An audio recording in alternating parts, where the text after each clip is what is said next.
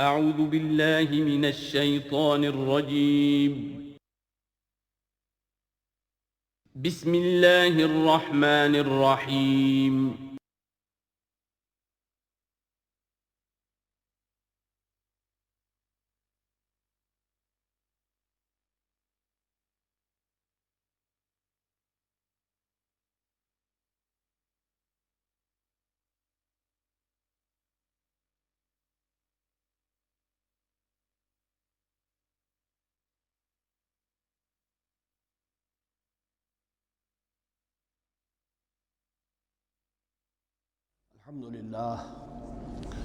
الحمد للہ وکفا والصلاة والسلام علی عبادہ الذین اصطفیٰ اما بعد فاعوذ باللہ من الشیطان الرجیم بسم اللہ الرحمن الرحیم وَإِذْ قَالَ رَبُّكَ لِلْمَلَائِكَةِ إِنِّي جَاعِلٌ فِي الْأَرْضِ خَلِيفَةً قالوا وتجعل فيها من يفسد فيها ويسفك الدماء ونحن نسبح بحمدك ونقدس لك قال إني أعلم ما لا تعلمون صدق الله العظيم رب اشرح لي صدري ويسر لي أمري واحلل عقدة من لساني يفقهوا قولي۔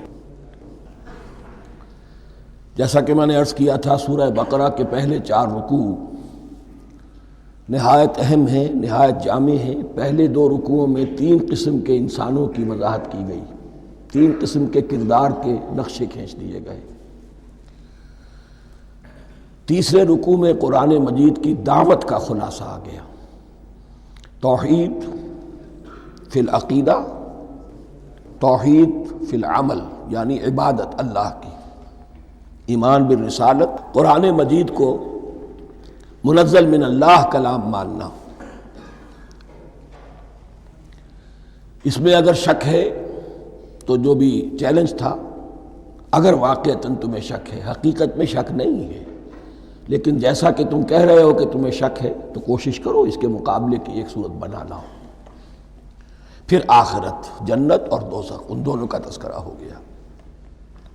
پھر ایک خاص مسئلہ جو قرآن مجید کے اسلوب پر اعتراض کی شکل میں آیا کہ اس میں مچھر جیسی حقیر شے کا بھی تذکرہ ہے، اس کی حکمت بیان کر دی گئی کہ تشبیہ اور تمثیل میں ظاہر بات ہے کہ ممثل لہو اور ممثل بہی میں مناسبت چاہیے۔ جس چیز کے لیے تمثیل بیان کی جا رہی ہے، جس شے سے تمثیل بیان کی جا رہی ہے، ان میں مناسبت ہونی چاہیے، اس میں عظیم یا حقیر کا کوئی سوال نہیں۔ پھر یہ بات کہ جن لوگوں کے دلوں میں زیغ ہے، کجی ہے، وہ اس قرآن سے بھی ان کی ضلالت میں، گمراہی میں اضافہ ہوگا۔ جو لوگ طالب حق ہیں ان کو یہ قرآن مجید ہدایت دے گا، اور کن کو اللہ گمراہ کرتا ہے؟ جو سرکش ہے، جو نمبر 1 اللہ سے جو عہد کر کے دنیا میں آئے تھے اس کی خلاف ورزی کر رہے ہیں، اور صلہ رحمی کے بجائے قطع رحمی کرتے ہیں۔ اس کے بعد ایک بہت اہم فلسفیانہ بات آ گئی، اور اسی کے ضمن میں میں نے اصل میں یہ ساری بات دہرائی ہے۔ میں نے کہا تھا کہ یہ بات واضح ہوگی آگے جا کر سورہ غافر میں۔ پھر ذہن میں لائیے کہ جب یہ صورت نازل ہوئی ہے، سورہ غافر نازل ہو چکی تھی، لہذا یہاں اجمالی تذکرہ ہے، وہاں تفصیلی تذکرہ ہے۔ اہل جہنم کا قول نقل ہوا ہے، ربنا امتنا اثنتین واحییتنا اثنتین فاعترفنا بذنوبنا فہل الی خروج من سبیل۔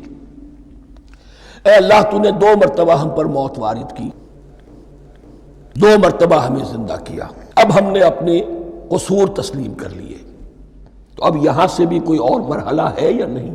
یہاں سے نکلنے کا بھی کوئی راستہ ہے یا نہیں؟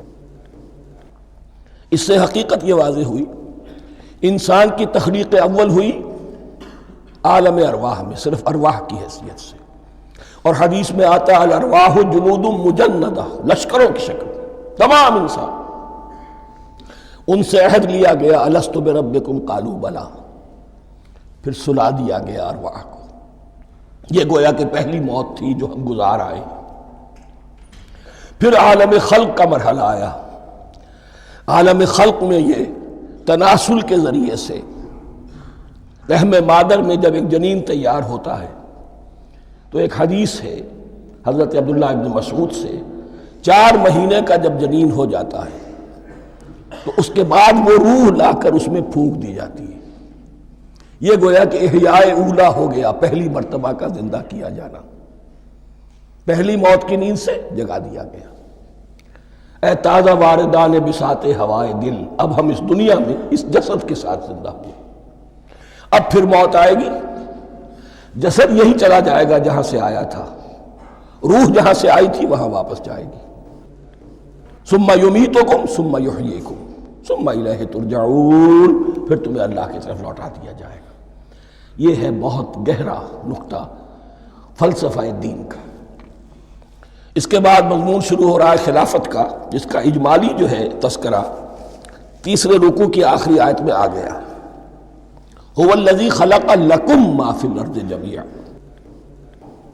زمین میں جو کچھ ہے اے انسانوں تمہارے لیے پیدا کیا گیا. اسی کے ساتھ جڑتا ہوا مضمون اب خلافت کا آ رہا ہے. وَإِذْ قَالَ رَبُّكَ لِلْمَلَائِكَةِ إِنِّي جَاعِلٌ فِي الْأَرْضِ خَلِيفَةً، اور یاد کرو جب کہ کہا تھا تمہارے رب نے فرشتوں سے میں بنانے والا ہوں زمین میں ایک خلیفہ. اب خلیفہ کی حقیقت کو سمجھیے. خلیفہ کسے کہتے ہیں؟ نائب. عام طور پر لوگوں کو مغالطہ ہوتا ہے کہ خلیفہ جانشین جو ہے وہ تو کسی کے موت کے بعد ہوتا ہے، زندگی میں تو نہیں ہوتا. لیکن یہاں اصل میں ہمارے لیے بہت آسان ہے. انسان کی جو اصل حقیقت ہے اس دنیا میں، اس کو سمجھنے کے لیے یوں سمجھیے کہ ہم آج سے 50 سال پہلے انگریز کے غلام تھے. ہمارا بادشاہ یا ملکہ انگلستان میں تھا یا تھی. دہلی میں وائس رائے ہوتا تھا. وائس رائے کا کام کیا ہے؟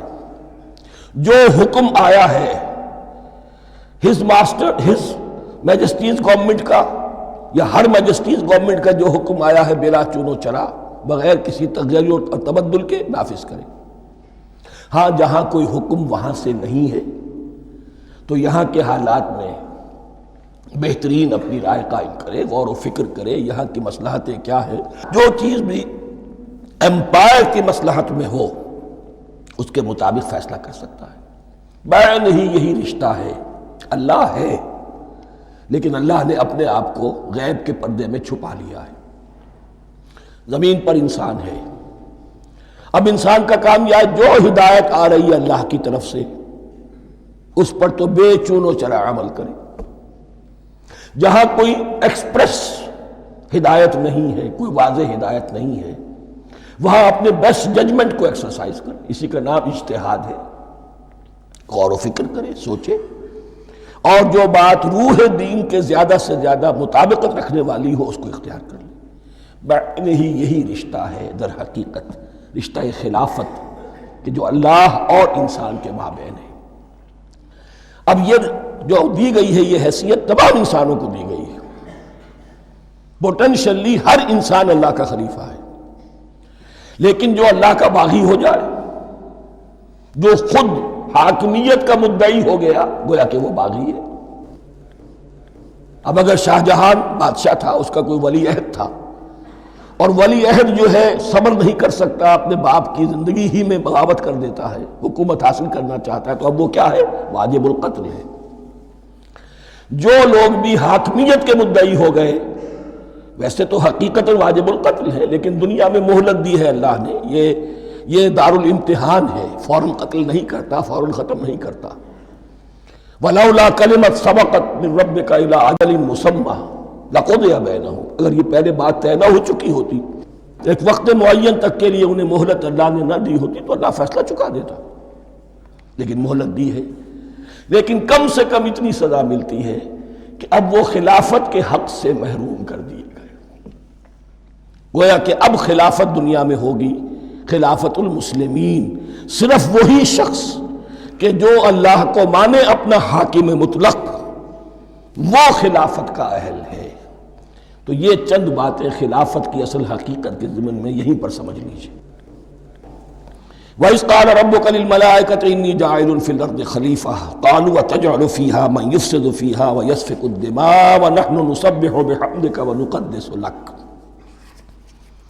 اور یاد کرو جب کہ تمہارے رب نے کہا تھا فرشتوں سے کہ میں زمین میں خلیفہ بنانے والا ہوں، تو انہوں نے کہا کہ کیا تو بنائے گا اس میں جو فساد مچائے گا اس میں اور خوریزی کرے گا؟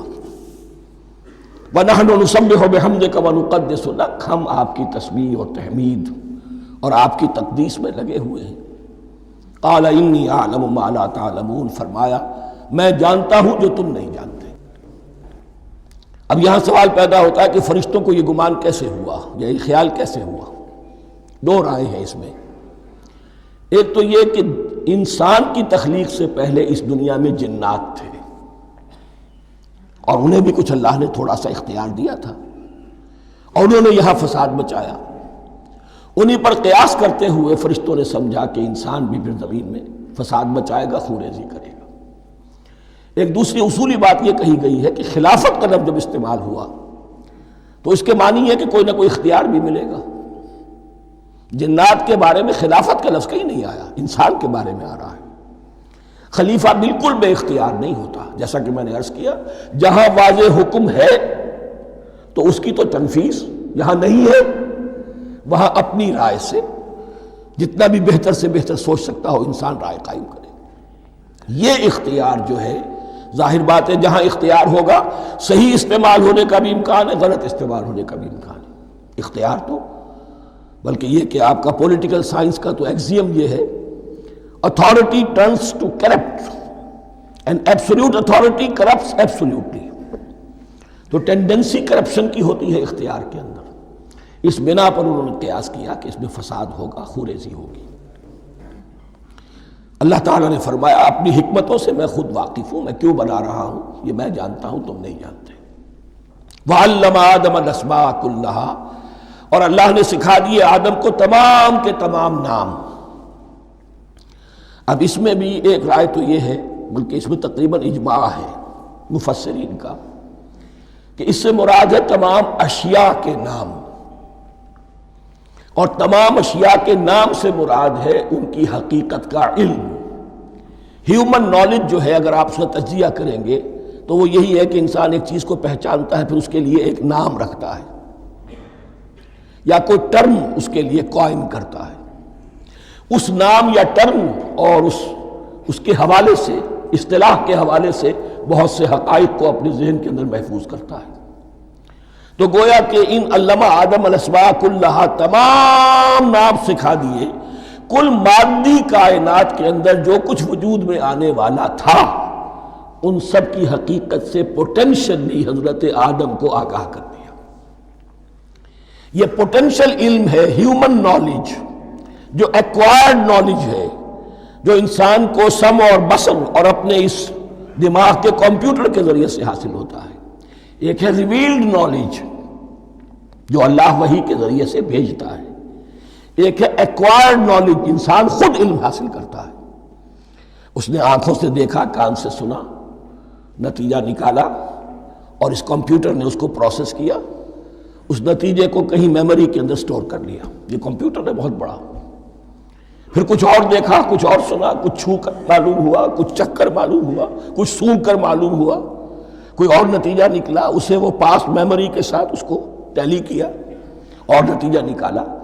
اس طرح رفتہ رفتہ ان السمع والبصر والفؤاد کل اولئک کان عنہ مسئولا، یہ ایکوائرڈ نالج تین چیزوں سے انسان کو حاصل ہو رہا ہے، سماعت، بصارت اور یہ عقل، جو فائدہ اخذ کرتی ہے، جو اس کو پروسیس کرتی ہے، اس تمام جو سینس ڈیٹا اس کو مہیا ہوتا ہے سینس آرگنز کے ذریعے سے۔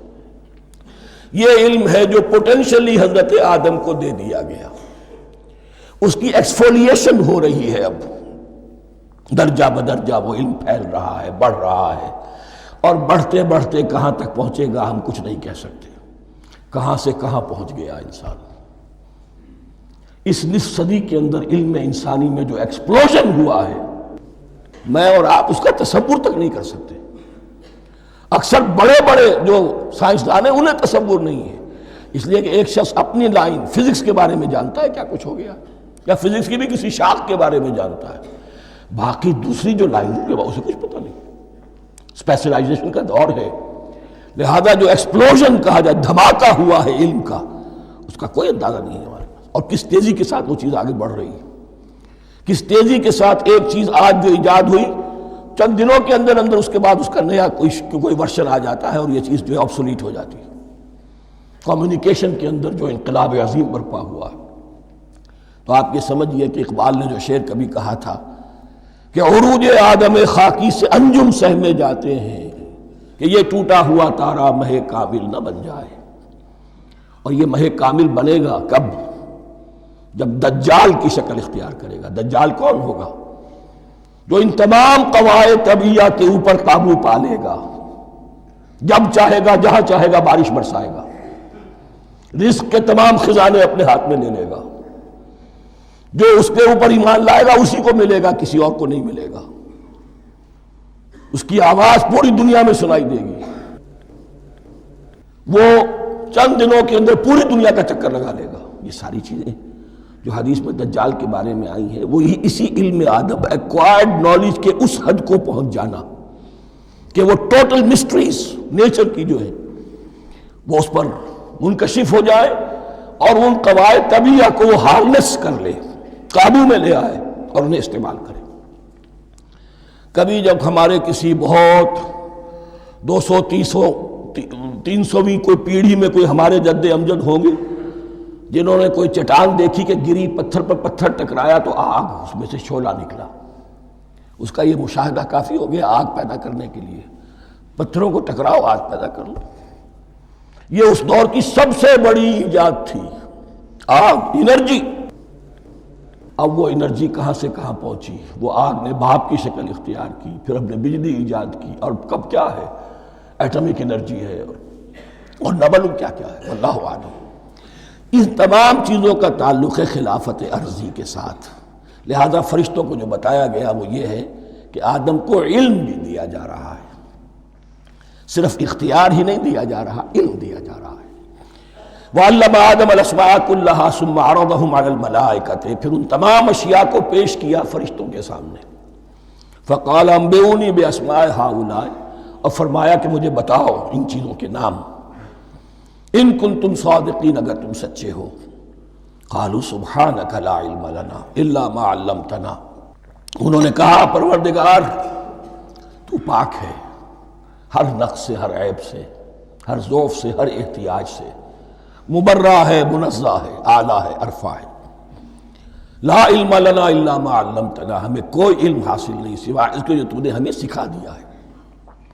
اس کی تعبیر یہی بہتر معلوم ہوتی ہے کہ ملائکہ کی حیثیت در حقیقت اس کائناتی جو حکومت ہے اللہ کی، آفاقی حکومت، اس کے کارندوں کی ہے، یا اس کے سول سرونٹس ہیں، تو ہر ایک کو صرف اس کے شعبے کے متعلق علم دیا گیا ہے، علم جامع نہیں ہے، تمام چیزوں کا علم یہ معلوم کرنے کی استعداد ان کے پاس نہیں ہے۔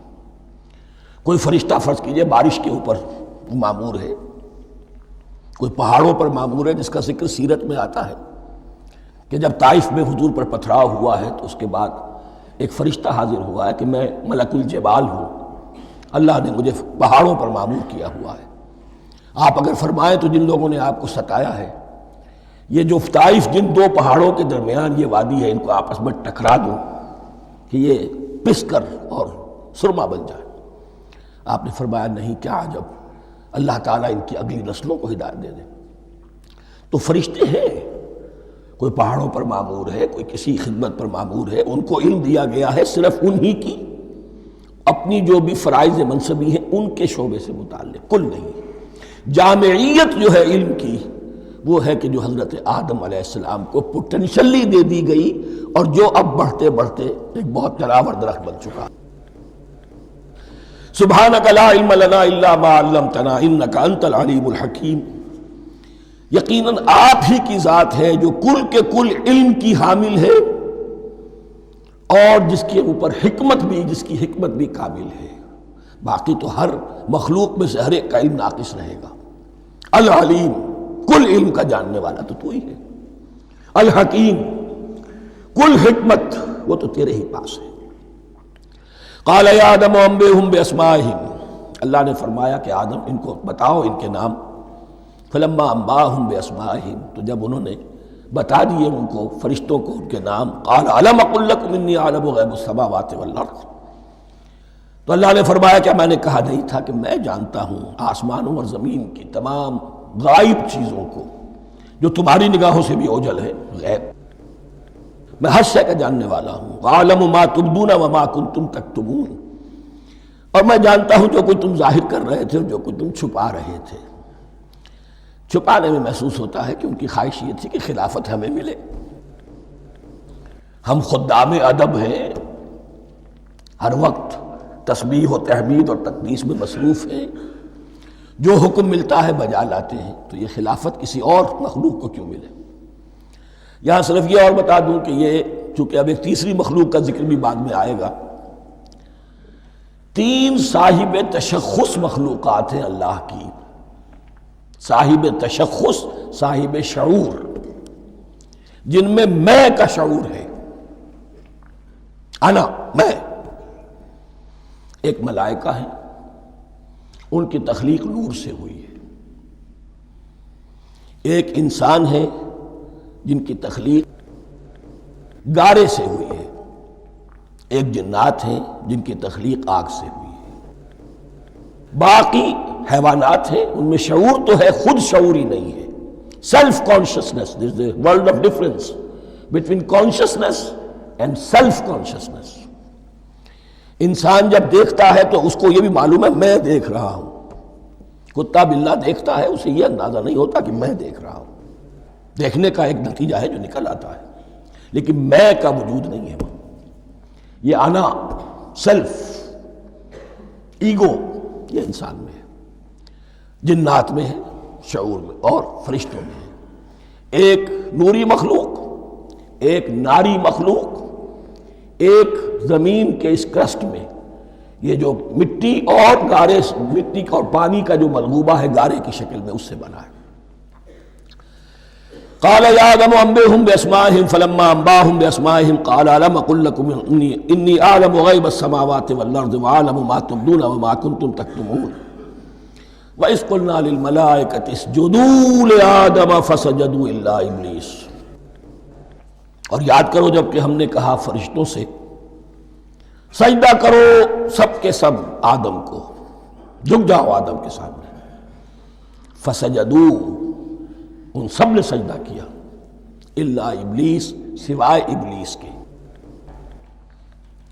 پہلی بات تو یہ سمجھیے کہ تمام ملائکہ کے سجدے کی ضرورت کیا تھی. کیا یہ صرف تعظیماً تھا؟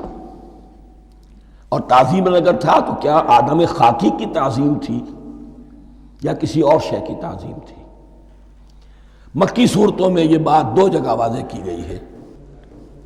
فَإِذَا سَوَّيْتُهُ وَنَفَخْتُ فِيهِ مِن رُوحِي فَقَعُوا لَهُ سَاجِدِينَ. جب میں اس آدم کی تخلیق مکمل کر لوں اور اس میں اپنی روح میں سے پھونک دوں، تب گر پڑنا اس کے سامنے سجدے میں. تعظیم اگر ہے تو آدم خاکی کی نہیں ہے، اس کے اندر جو ڈیوائن ایلیمنٹ ہے، جو ڈیوائن سپارک ہے، جو روح ربانی ہے، میری روح، اس کی ہے. اور نمبر 2، اس کی حکمت کیا ہے، علت کیا ہے، غرض و غایت کیا ہے؟ جیسا کہ میں نے عرض کیا، اس کائنات کی اس حکومت کے کارندے تو وہ ہیں. خلیفہ بنایا جا رہا انسان کو، جب تک یہ ساری سول سروس اس کے تابع نہ ہو خلافت کیسے کرے گا؟ دیکھیے میں جانا چاہتا ہوں، چوری کرنے کے لیے جانا چاہتا ہوں، راستے میں کتنے فیکٹرز ہوں گے، کتنے فزیکل فینومینا ہوں گے. میں چلنا چاہتا ہوں، میں زمین کو دھکیلتا ہوں، زمین مجھے دھکیلتی ہے، زمین مجھے نہ دھکیلے تو میں کیسے چلوں گا؟ یہ پوری کائنات جو ہے، یہ جب ہم کوئی ارادہ کرتے ہیں اور کوئی فعل کرتے ہیں تو اس فعل کے پورے ہونے میں، اس کے ظہور میں نہ معلوم کون کون سے ایلیمنٹس ہیں، کون کون سی فورسز آف دی نیچر ہیں جو ہمارے ساتھ موافقت کرتی ہے تو ہم وہ کام کر سکتے ہیں. اور ان سب پر فرشتے مامور ہیں، ہر ایک کی اپنی ڈومین ہے. اگر وہ تابع نہ ہوں تو خلافت کی کوئی معنی نہیں. خلافت دی گئی ہے، یہ ادھر جانا چاہتا ہے جانے دو، یہ نماز کے لیے مسجد میں جانا چاہتا ہے جانے دو، یہ چوری کے لیے نکلا ہے نکلنے دو. اس لیے کہ اس کو جو اختیار دیا گیا ہے، اس کے اختیار کے استعمال میں یہ تمام جو قوتیں ہیں وہ اس کے ساتھ موافقت کرتی ہیں، تب اس کا کوئی ارادہ وہ اچھا ہو یا برا وہ پایہ تکمیل کو پہنچ سکتا ہے۔ یہ گویا کہ سبارڈینیشن اس کے لیے سمبل کہ تمام فرشتوں کو جھکا دیا گیا۔ البتہ اس آیت میں ایک مغالطہ پیدا ہوتا ہے، الا ابلیس، سوائے ابلیس کے۔ مغالطہ یہ پیدا ہوتا ہے کہ شاید وہ بھی فرشتہ تھا، اس لیے کہ حکم تو فرشتوں کو دیا گیا تھا۔ پھر نوٹ کیجئے اس سے پہلے، بہت پہلے سورہ کہف نازل ہو چکی ہے، اور سورہ کہف میں فرما دیا گیا ہے کان من الجن ففسق عن امر ربی، وہ جن تھا پس اس نے سرکشی کی اپنے رب کے حکم سے۔ فرشتے کی شان یہ نہیں ہے، وہ اللہ کے کسی حکم کی سرتابی نہیں کرتا۔ لا یعصون اللہ ما امرہم ویفعلون ما یؤمرون، وہ اللہ کے کسی حکم کی نافرمانی نہیں کرتے اور جو حکم ملتا ہے بجا لاتے ہیں۔ یہ جنات کے اندر اختیار تھا، جیسے اختیار انسانوں کو دیا گیا ہے۔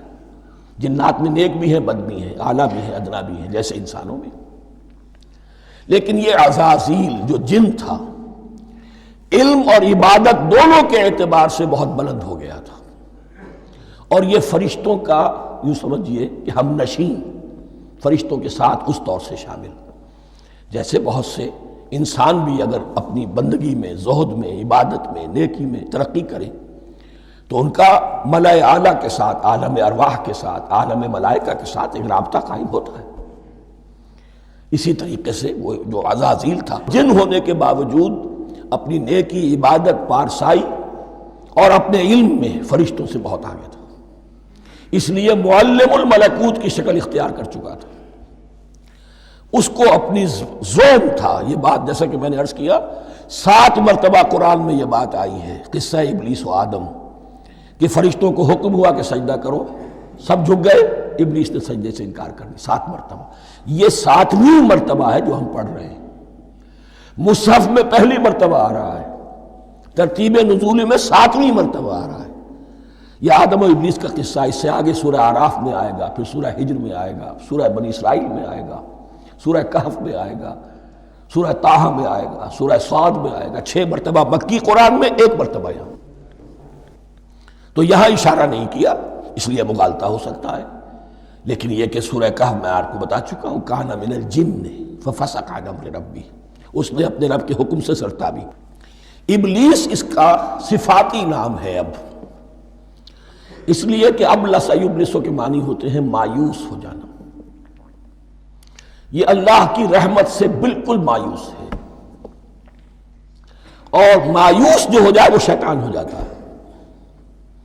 اب میرا تو چھٹکارا نہیں ہے، جتنوں کو برباد کر سکوں کروں، میری تو عاقبت خراب ہو چکی ہے، جتنوں کو اپنے ساتھ، ہم تو ڈوبے ہیں صنم، تم کو بھی لے ڈوبیں گے۔ اب وہ شیطان اس معنی میں کہ انسان کی عداوت اس کی گھٹی میں پڑ گئی، اس نے اللہ سے پھر اجازت بھی لی کہ مجھے مہلت دے دے، یوم یبعثون، قیامت تک کے دن کے لیے، تو میں ثابت کر دوں گا کہ یہ آدم اس رتبے کا حقدار نہ تھا، مستحق نہ تھا جو اسے دیا گیا۔ انا خیر منہ، میں اس سے بہتر ہوں۔ خلقتنی من نار وخلقتہ من طین، تو نے مجھے آگ سے بنایا، اسے گارے سے بنایا۔ لیکن یہ تکبر ہے در حقیقت کہ جس نے اسے راندہ درگاہ حق کر دیا۔ وَإِذْ قُلْنَا لِلْمَلَائِكَةِ اسْجُدُوا لِآدَمَ فَسَجَدُوا إِلَّا إِبْلِيسَ أَبَىٰ وَاسْتَكْبَرَ، ابا اس نے انکار کیا، واستکبر اور تکبر کیا، استکبار کیا، وَكَانَ مِنَ الْكَافِرِينَ۔ کانا عربی زبان میں 2 طرح کا ہوتا ہے، تامہ، ناقصہ۔ ایک معنی یہ ہو سکتے ہیں کہ ہو گیا، اب اپنے اس استکبار اور انکار کی وجہ سے کانا من الکافرین، وہ کافروں میں سے ہو گیا۔ ایک کانا تامہ ہوتا تھا ہی کافروں میں سے، یعنی اس کے اندر سرکشی چھپی ہوئی تھی، اب ظاہر ہو گئی۔ یہ معاملہ ہوتا ہے، کسی شخص کی بدنیتی اس کے اوپر پردے پڑے رہتے ہیں نیکی کے، زہد کے، کسی خاص وقت میں آ کر وہ ننگا ہو جاتا ہے، اور جو اس کے اندر تھا اصل، اس کی حقیقت، وہ سامنے آ جاتی ہے۔ اس کا امکان ہے، تو دونوں معنی اس کے ہو سکتے ہیں۔ وَقُلْنَا يَا آدَمُ اسْكُنْ أَنْتَ وَزَوْجُكَ الْجَنَّةَ، اور ہم نے کہا کہ اے آدم رہو تم اور تمہاری بیوی جنت میں۔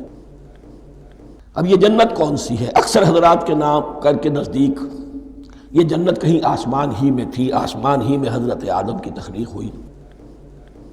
البتہ یہ سب مانتے ہیں کہ ایک وہ جنت الفردوس جو ہے جس میں جانے کے بعد پھر واپس نکلنے کا کوئی امکان نہیں، یہ وہ جنت نہیں ہے جس میں کہ آخرت میں لوگوں کو جا کر داخل ہونا ہے، اس میں داخل ہونے والے کے نکلنے کا کوئی امکان نہیں۔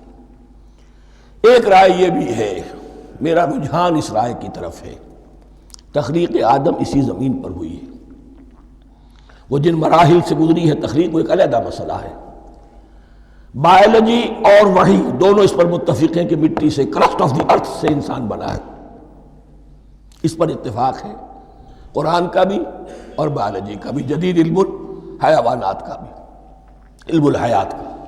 سٹیجز کیا ہیں اس میں اختلاف ہو سکتا ہے، اس کو چھوڑ دیجئے، وہ اس وقت کا بحث نہیں۔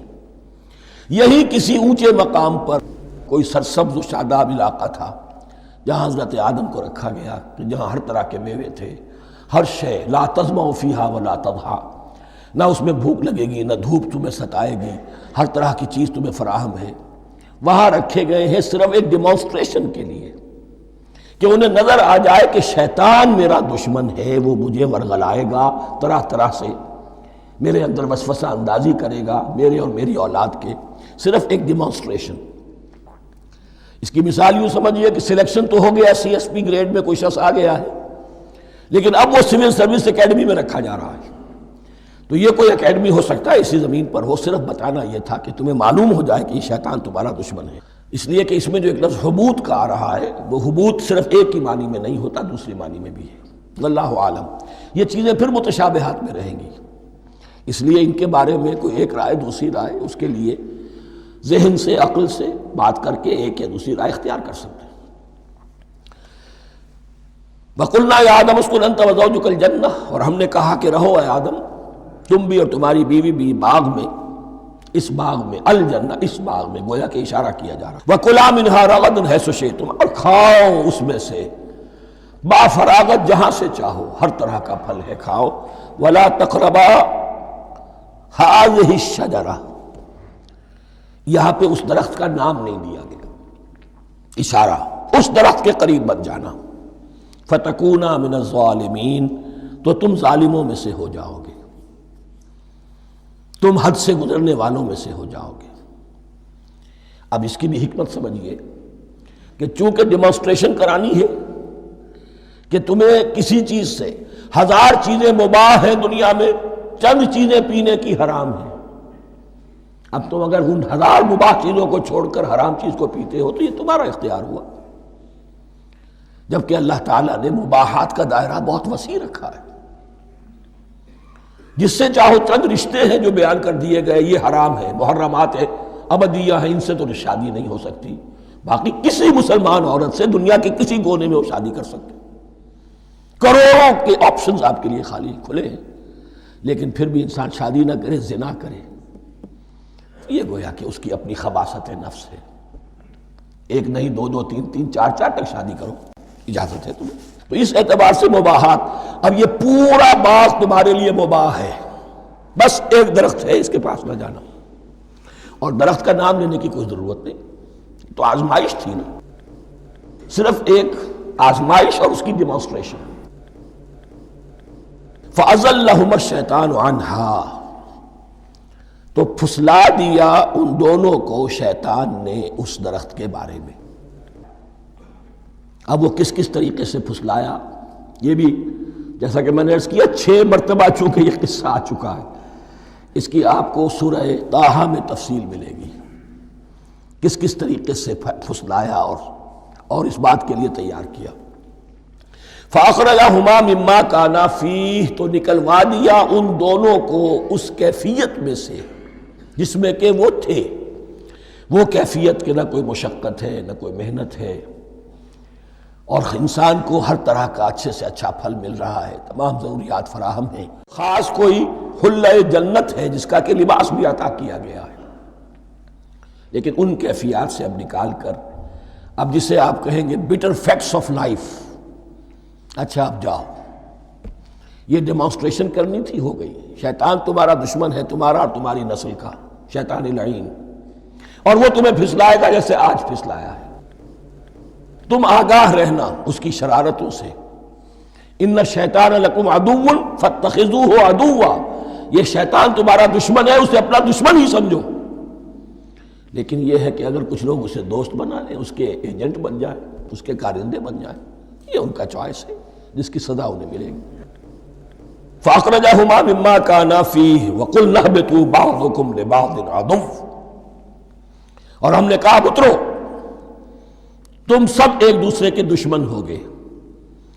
اب یہ چونکہ جمع کا صیغہ آیا ہے، ایک دوسرے کے دشمن ہوگے، تو ایک دشمنی تو شیطان اور آدم اور ذریت آدم کی ہے، ایک اور دشمنی بھی ہے جو انسان میں مرد اور عورت کے مابین ہے۔ عورت بھی پھسلاتی ہے، غلط راستے پر ڈالتی ہے، مرد عورتوں کو گمراہ کرتے ہیں، عورتیں مردوں کو گمراہ کرتی ہیں۔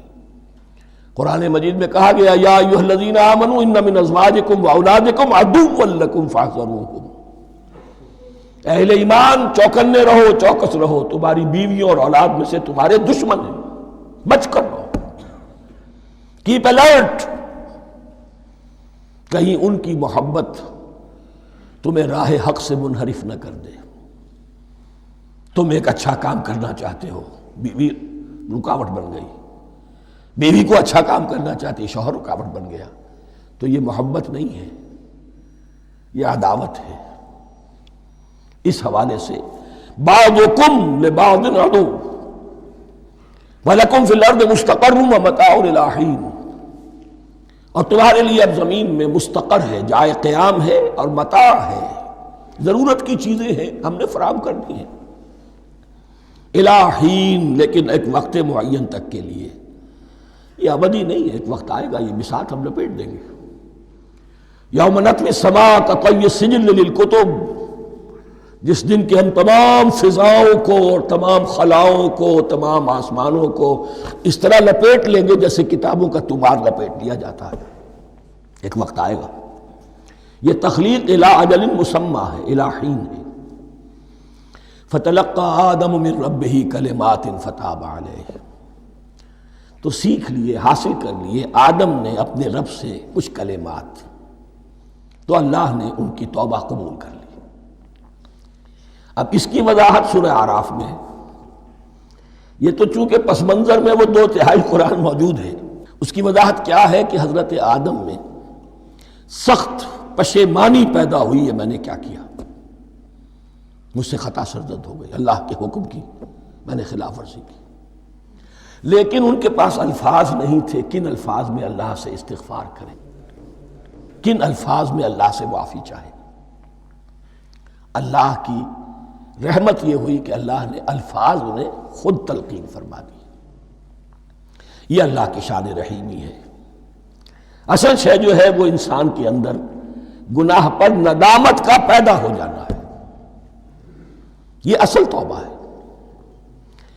علامہ اقبال نے جو بڑی اپنی آغاز عنفوان شباب میں جو اشعار کہے تھے، ان میں سے ایک شعر کو سن کر پھڑک اٹھے تھے اس وقت کے اساتذہ بھی۔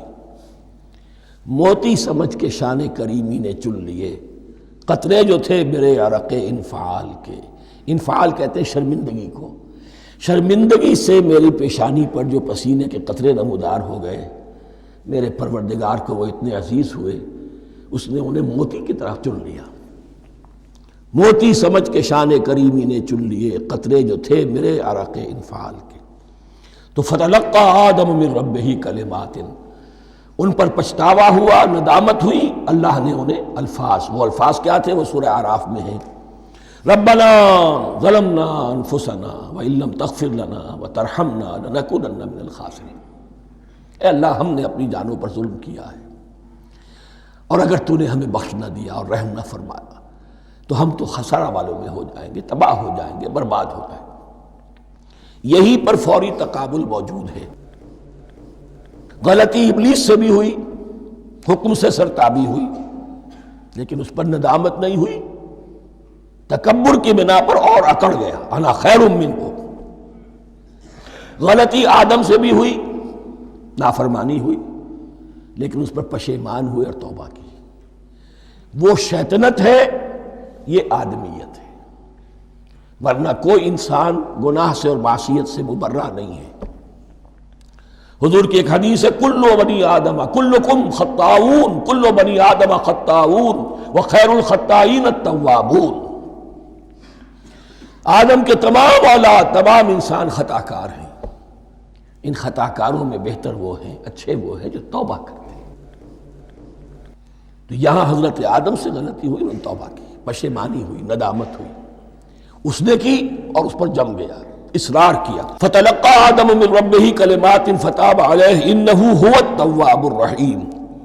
یقیناً وہی تو ہے بہت توبہ کو قبول فرمانے والا اور بہت رحم فرمانے والا۔ یہ نوٹ کیجئے گا، توبہ کا لفظ دونوں طرف سے آتا ہے، بندہ بھی تواب وخیر الخطائین التوابون، تواب بندے بھی ہو گئے، تواب اللہ بھی ہے۔ اس کی اصل حقیقت کیا ہے؟ بندے نے خطا کی اور دور ہو گیا اللہ سے، اللہ نے اپنی رحمت کی نگاہ اس سے پھیر لی۔ بندے نے توبہ کی، اللہ پھر اپنی رحمت کے ساتھ اس کی طرف متوجہ ہو گیا۔ توبہ کے معنی پلٹنا۔ بندہ معصیت سے توبہ کر کے اپنی اصلاح کی طرف، بندگی کی طرف، اطاعت کی طرف پلٹ آیا۔ اللہ نے جو اپنی نظر رحمت پھیر لی تھی، اللہ نے پھر وہی اپنی شان غفاری اور رحیمی کے ساتھ بندے کی طرف توجہ فرما لی، جس کے لیے حدیث میں الفاظ آتے ہیں، تم اگر میری طرف بالشت بھراؤ گے میں ہاتھ بھراؤں گا، تم اگر چل کر آؤ گے میں دوڑ کر آؤں گا، ہم تو مائل بکرم ہیں کوئی سائل ہی نہیں، راہ دکھلائیں کسے رہنم منزل ہی نہیں۔ وہ تو تواب ہے، بس فرق یہ ہے کہ تابہ بندے کے لیے ہوگا تو الہ ہوگا، تابہ الہ، انی تبت الیک، اور جب اللہ کی طرف سے ہوگا تابہ علیہ، وہ اعلیٰ ہوگا، اس پر توبہ کی، یعنی اللہ کی بلند شان ہے تو انسان توبہ کرتا ہے تو اس کی طرف توبہ کرتا ہے۔ اللہ کی شان کیا ہے؟ وہ توبہ کرتا ہے تو بندے پر اعلیٰ، فتاب علیہ انہ هو التواب الرحیم۔ قلنا اہبطوا منہا جمیعا، ہم نے کہہ دیا اتر جاؤ اس سے اب تم سب کے سب۔ فَإِمَّا يَأْتِيَنَّكُم مِّنِّي هُدًى، اب یہاں لفظ آیا اہبطوا، یہاں بھی پہلے بھی آیا ہے۔ جو حضرات یہ سمجھتے ہیں کہ تخلیق آدم آسمانوں پر ہوئی ہے اور جنت بھی وہ آسمان میں ہے جہاں رکھے گئے تھے، آزمائشی یا ٹریننگ یا ڈیمانسٹریشن والی جنت، وہ یہاں حبوط کا ترجمہ کریں گے کہ آسمان سے زمین پر اترنے کا حکم دیا گیا۔ جو لوگ سمجھتے ہیں یہی کسی بلند مقام پر تھے، وہ کہتے ہیں کہ نیچے اترو، کسی بڑی اونچی سطح مرتفع پر اگر کوئی جگہ تھی تو اب نیچے اترو اور جاؤ، اب تمہیں زمین میں ہل چلانا پڑے گا، اب روٹی حاصل کرنے کے لیے یہ جو نعمتوں کے دسترخوان یہاں بچھے ہوئے تھے یہ اب تمہارے لیے نہیں ہے۔ اس کے لیے اس معنی میں اس لفظ کا استعمال جو ہے وہ آ جائے گا آگے چل کر اسی سورہ بقرہ کے اندر، کہ اس معنی میں بھی سورہ بقرہ کے 7ویں رکوع میں یہ لفظ استعمال ہوا ہے، تو امکان اس کا بھی ہے۔ بس اس سے آگے ادھر یا ادھر کی زیادہ بحث کرنے کا یہ موقع دورہ ترجمہ قرآن میں نہیں ہے۔ قُلْ اهْبِطُوا مِنْهَا جَمِيعًا فَإِمَّا يَأْتِيَنَّكُم مِّنِّي هُدًى فَمَن تَبِعَ هُدَايَ فَلَا خَوْفٌ عَلَيْهِمْ وَلَا هُمْ يَحْزَنُونَ، تو جب بھی آئے گی تمہارے پاس میری جانب سے کوئی ہدایت، تو جو کوئی میری ہدایت کی پیروی کرے گا اس کے لیے نہ خوف ہوگا اور نہ وہ حزن سے دوچار ہوگے۔ یہ ہے علم انسانی کا دوسرا گوشہ، ریویلڈ نالج۔ اس چوتھے رکوع کی جو حسن ہے اسے دیکھیے، شروع میں ایکوائرڈ نالج کا ذکر ہے جو پوٹینشلی حضرت آدم کی ذات میں رکھ دیا گیا، اور جو انسان نے پھر اپنی محنت سے ان السمع والبصر والفؤاد اس کے ذریعے سے آگے بڑھایا۔ یہ علم ہے چل رہا ہے، آج مغربی اقوام ہم سے بہت آگے ہیں، کبھی ایک زمانے میں مسلمان آگے نکل گئے تھے، لیکن ظاہر بات ہے کہ اس دنیا میں عروج تو انہی کو ہوگا جو ان چیزوں میں سب سے زیادہ جس کی آگہی حاصل ہوگی۔ البتہ ایک علم وہ ہے جو آسمان سے نازل ہوتا ہے، یہ گیون ہے، ریویلڈ نالج ہے، یہ وحی ہے۔ فَإِمَّا يَأْتِيَنَّكُم مِّنِّي هُدًى، تمہارے مقام خلافت کا تقاضا یہ ہے جو احکام ہمارے آئے، جو ہدایات ہم بھیجیں، ان کو تو پوری طریقے سے اس کی پیروی کرو۔ فَمَن تَبِعَ ہدایہ، تو جو کوئی بھی میری ہدایت کی پیروی کرے گا، فَلَا خَوْفٌ عَلَيْهِمْ وَلَا هُمْ يَحْزَنُونَ وَالَّذِينَ كَفَرُوا، اور جو ناشکری کریں گے، کفر کریں گے، انکار کریں گے، وَكَذَّبُوا بِآيَاتِنَا، اور ہماری آیات کو جھٹلائیں گے، فَأُولَٰئِكَ أَصْحَابُ النَّارِ هُمْ فِيهَا خَالِدُونَ، تو وہ جہنمی ہوں گے، آگ والے ہوں گے، اس میں ہمیشہ ہمیشہ رہیں گے۔ یہ ہے گویا کہ چارٹر، اس نوع انسانی کو جو ابدی چارٹر اللہ نے دیا ہے، جبکہ زمین کا چارج دے دیا گیا خلیفہ کی حیثیت سے۔ یہاں یہ 4 رکوع جو ہے سورہ بقرہ کے، جو میں نے عرض کیا تھا، قرآن کی دعوت، قرآن کا بنیادی فلسفہ، اس پر یہ جام ہے، اور یہ مکی صورتوں کے مضامین کا خلاصہ۔ اب یہاں سے شروع ہو رہا ہے 5ویں رکوع سے، مسلسل 10 رکوع، مسلسل خطاب ہے بنی اسرائیل سے۔ البتہ ان میں ایک تقسیم ہے، پہلے رکوع میں دعوت ہے۔ دعوت جب ہوتی ہے تو آمادہ کرنا، تشویق، ترغیب، دل جوئی، نرمی، یہ دعوت کے اجزاء لا ينفک ہیں، اس کے بغیر دعوت مؤثر نہیں ہوتی۔ لہذا ان 7 آیات میں یہ یوں سمجھیے کہ ان 10 رکوعوں کے لیے یہ بمنزلہ فاتحہ ہے، جیسے سورہ فاتحہ 7 آیتوں کی، ایسے ہی اس دعوت سابقہ امت مسلمہ کو دعوت دی جا رہی ہے۔ تو کس طرح دی جا رہی ہے؟ یہ کون تھے؟ یہ بھی مسلمان ہی تو تھے نا، کافر تو ہو گئے حضور کا انکار کر کے، ورنہ وہ موسیٰ کے ماننے والے، شریعت ان کے پاس، بڑے بڑے علماء ان میں، علم کا چرچا ان میں، سب کچھ تھا، ان کو دعوت دی جا رہی ہے۔ لیکن میں اس لیے آپ کو چاہتا ہوں، اس کو توجہ دلا رہا ہوں، آج اگر مسلمانوں میں جو غافل ہو گئے، اپنی حقیقت کو بھول گئے، اپنے فرض منصبی سے غافل ہو گئے، دنیا کے اور قوموں کی طرح کی ایک قوم بن کر رہ گئے، اگر کوئی ایک داعی گروہ کھڑا ہو، کوئی جماعت، کوئی فرد، اور اس سے جماعت بنے، تو ظاہر بات ہے سب سے پہلے اسے اسی امت کو دعوت دینی ہوگی، اس لیے کہ دنیا تو اسلام کو پہچانے گی اس امت کے حوالے سے۔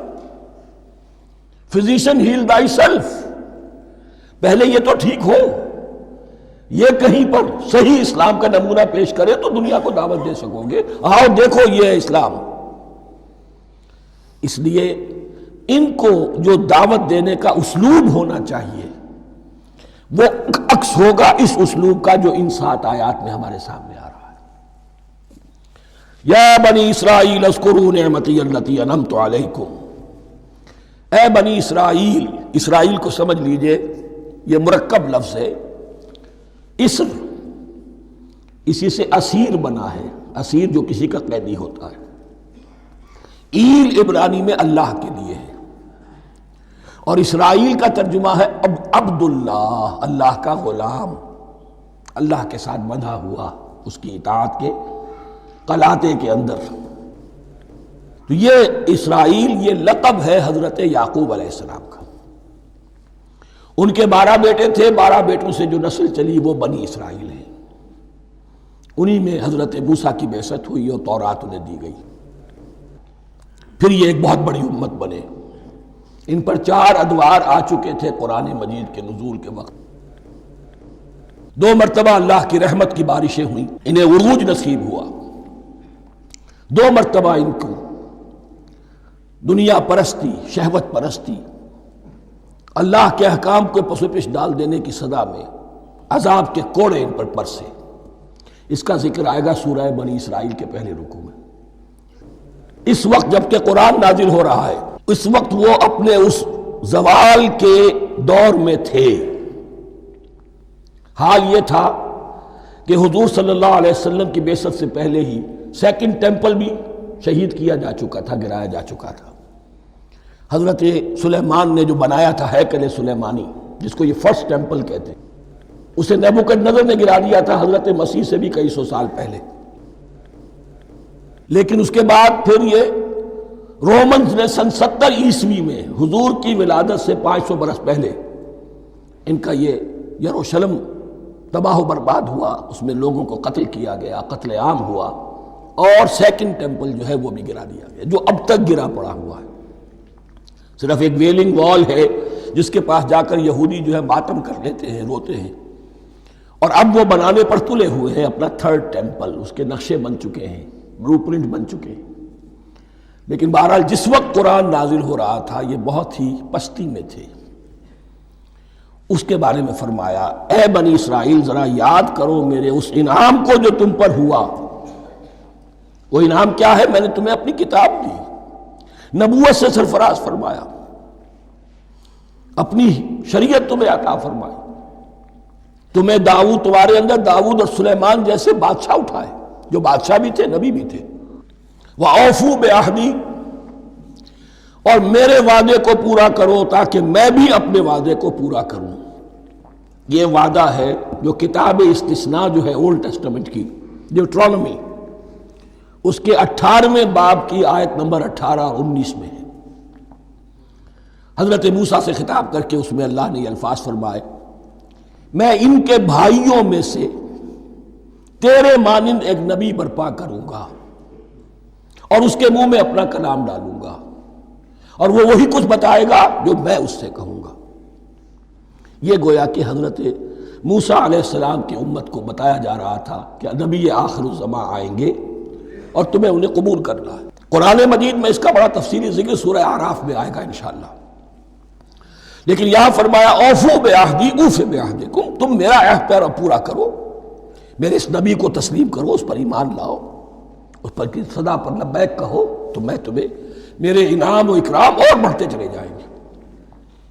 وَإِيَّايَ فَارْهَبُونَ، اور صرف مجھ سے ڈرو۔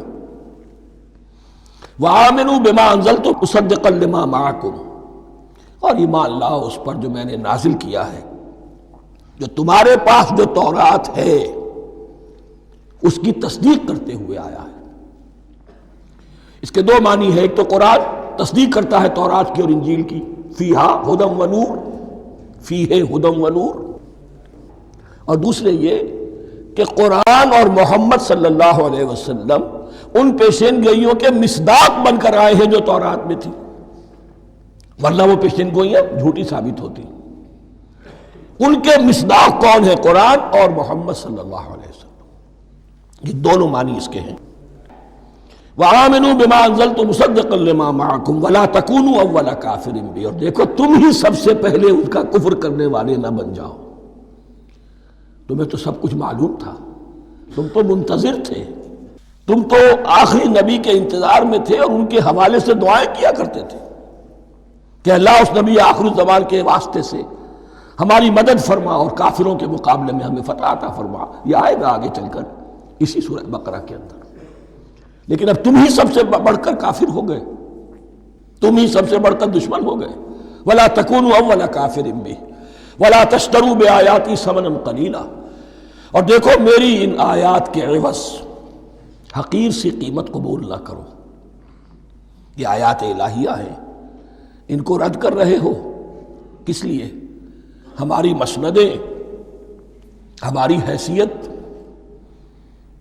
ہماری چودراہٹیں، کہیں ان پر کوئی آنچ نہ آ جائے۔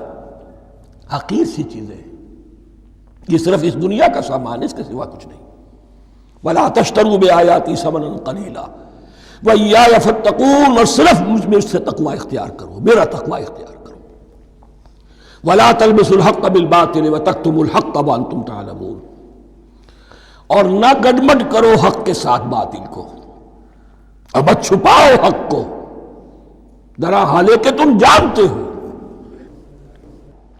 یہ بات اچھی طرح نوٹ کرنی ہے، جانتے بوجھتے کرنا، ایک ہے مغالطے میں کرنا، وہ ضلالت ہے، گمراہی ہے۔ ایک جان بوجھ کر کرنا، حق کو پہچان کر اسے رد کرنا، یہ پھر اللہ تعالیٰ کے غضب کو دعوت دینا ہے، ریت آف اللہ، اس کے غضب کو دعوت دینا ہے کہ حق کو پہچان کر اس کی نفی کی جائے۔ وَأَنْتُمْ تَعْلَمُونَ، علماء یہود قرآن مجید میں آگے چل کر آئے گا، ایسے پہچانتے تھے محمد کو اور قرآن کو جیسے اپنے بیٹوں کو، یعرفونہ کما یعرفون ابناہم، ایسے پہچانتے جیسے اپنے بیٹوں۔ وَأَقِیمُوا الصَّلَاةَ وَآتُوا الزَّکَاۃَ، دیکھو نماز قائم کرو، زکوٰۃ ادا کرو، وَارْکَعُوا مَعَ الرَّاکِعِینَ، اور جھکنے والوں کے ساتھ جھکو۔ یہ اول تو رکوع کو انہوں نے اپنے ہاں سے خارج کر دیا تھا، ثانیاً باجماعت نماز ان کے ہاں ختم ہو گئی تھی۔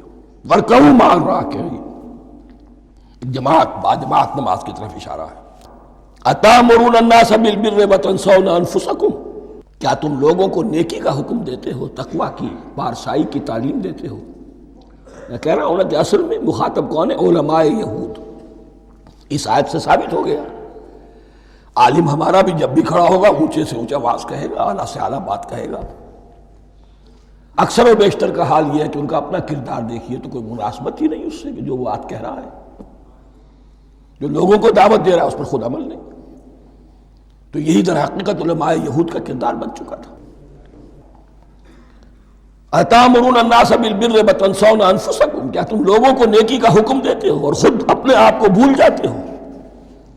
وَأَنْتُمْ تَتْلُونَ الْكِتَابَ، اور یہ سب کچھ تم کر رہے ہو اس حال میں کہ کتاب پڑھتے بھی ہو، تورات پڑھتے ہو، صاحب تورات ہو۔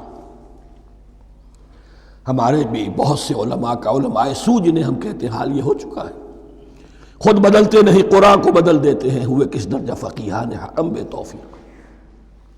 جو صورتحال ہے صرف قرآن کا متن بچا ہوا ہے، اس کے مفہوم میں، اس کی تفسیر میں، اس کے ترجمے میں تو تحریفیں موجود ہیں، بڑی بڑی تحریفیں موجود ہیں، متن بچا ہوا ہے، وہ اس لیے کہ اللہ تعالیٰ نے اس کی حفاظت کا ذمہ لیا ہے۔ وَاسْتَعِینُوا بِالصَّبْرِ وَالصَّلَاةِ، اور مدد حاصل کرو دو چیزوں سے، صبر اور نماز۔ یہ صبر کا لفظ یہاں پر بہت قیمتی ہے، بہت بامانی ہے۔ علماء سو کیوں وجود میں آتے ہیں؟ جب وہ دنیا کے کتے بن جائیں گے تو وہ دین کو بدنام کرنے والے ہوں گے۔ بظاہر دینی مناسب ہیں لیکن اصل میں ان کے پردے میں دنیا داری کی جا رہی ہے، صبر نہیں۔ بس صبر کے ساتھ اور نماز کے ساتھ، اس لیے کہ آپ صحیح راستے پر آئیں گے۔